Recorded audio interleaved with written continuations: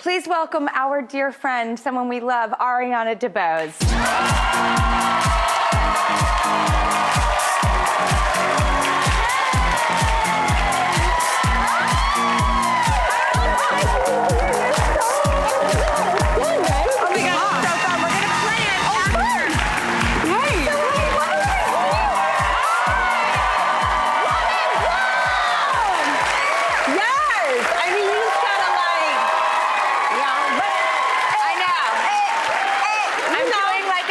Potato. I'm into it.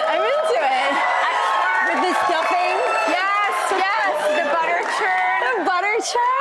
I know. I was supposed to do Pilates this morning, and I didn't. Why? Don't bother. We are here. Thank you. I needed that movement in my body. Oh, it's the best thing. I think we should move our bodies every day, right? It feels so good. Do you move your body every day? In one way or another, yeah. I also heard that. I was like, that could go a lot of different directions. Spicy. I'm into that. Spicy. No, I do, because I find that when I don't move my body every day in some way, my energy gets really and I get frustrated. And I don't like living my life from a vibration of frustration. So even if it's just wake up in the morning and touch my toes and stretch a little bit, or, a little 30-minute Pilates something, something is better than nothing. I feel, yeah. And I also.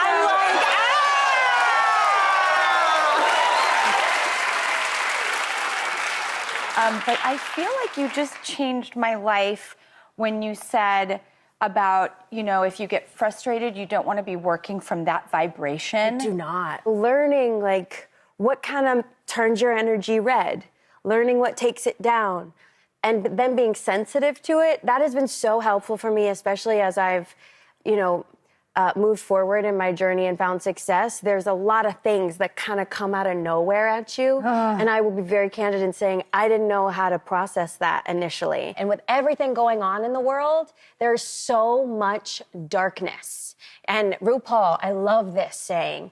He says, you can see the darkness, but don't stare at it. Because if you stare at it, that's what you become. But we can create, right? We can sing, we can dance, we can create, and we can put more joy in the world. So whatever I need to do to shift my vibration, to do that, that's what I do. And I try to find that in the work that I choose. And the great thing is we're not doing it alone. We're all doing it together to some point. By the way, you know what I found lately? I don't know if anyone can relate to this. I was also talking about someone who's very toxic in my universe, and I was like, why am I not shutting up about them? Why do I just keep talking about them? Oh, that's interesting. And I'm trying to contend with it and deal with it, but I was like, I shouldn't give this as much attention, energy. I need to create boundaries. And I was like, does that also kind of help us function in the current world today, where we just need to know our own limits and when to kind of turn off the valve? I think so. I think what you focus on is amplified. If you focus on negativity and darkness, it's amplified. Yeah, I've had some vibrations lately, if you know what I mean. Honey, I mean. And they're of the... And that's... I am, and you're an Aquarius, right? Okay, so we're both water. Yeah. Okay, so this... I have a lot of air, though. I'm a fixed air sign. But I'm a water bearer, so I feel your emotions and your watery realness. Well, and I was saying in the intro that on a water bed, you would channel a princess. Oh, 100%, the Little Mermaid. Ariel. Ariel. I was literally on this water bed, this is my mom's water bed, and I would be like...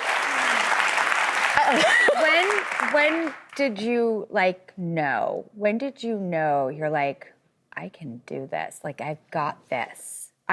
Even the idea, the seed of, hey, when I open my mouth and sing, it sounds wonderful. Oh, well, you know what's funny is I've actually never felt that. I always felt joy. I feel joy when I'm singing. So that's why I sing. I sing to tell stories, and I sing because it sparks joy within me.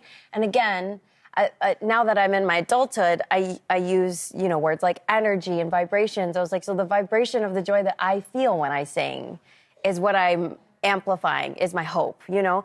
But I'm too much of a realist to be like, I am so fierce. I was like, that's not really my jam. Yeah! Hi! Hey, come on! Oh, hi. So when you were, speaking of like in bed, this creature is in bed with me all the time. Is it just the best? And he does the little like you. donut where he turns and turns and turns and then like settles in like a little. That's the best. Like a little cruller or something. I don't know. Oh my but God. when you were in that waterbed, is that when you were sleeping with your mom and grandma? Yeah. In the waterbed? Yeah, well, me and my mom, we shared a room. And so it was really her waterbed. And then eventually when I got bigger, I had my own little, you know, toddler-sized bed. What kind of music did you love also if you were singing the Little Mermaid, which I love that it was in a waterbed that you shared with your mom. Isn't that silly? No, I it's just, so like, beautiful. loved it, though. What other music did you listen to? Great question. Well, Mom was a big Whitney Houston fan, so we had a real good Whitney mixtape. But I remember, like, early J-Lo. Like, there was some early J-Lo, which was really fun. But, like, my grandmother, though, would toss in, like, music of the 60s. So it was, like, the Supremes, the Shirelles, like, Elvis, like a lot of different things happening there. The song that you made for your film, Love Hurts, feels very timeless. And I mean that in a sort of bringing back other genres that it feels very modern and crisp, but it harkens back to other times in music. Okay, let's talk about Love Hurts. Yeah. First of all, I have to say, whenever I watch you in anything, I never feel like you're acting. You are so natural, which is something I really admire. And then the action sequences. And the director was a big stuntman. JoJo, Black Panther. Black Panther. I mean, just genius The Fall sequences. Guy. He did, the Fall Guy. I was IMDb'ing him last night and looking at all of his credits. Yeah. This is JoJo's first feature as a director, like being in the big seat. So I was really proud of him. And then Key and you and I feel like have a very direct correlation of maybe our lives would all be different, the three of us, had Mr. Steven Spielberg not said, hey, I see something in you. I would like you to come work with me. I know that's the tipping point of the whole journey of my life. Yeah. And in West Side Story to your Academy Award. Like, same. I mean, wouldn't be doing this without him. And then Key, I was hanging out with Key when he was doing the Goonies. Goonies, yeah. Well, and we have Sean Astin in our film, too, and that was a big Goonies reunion.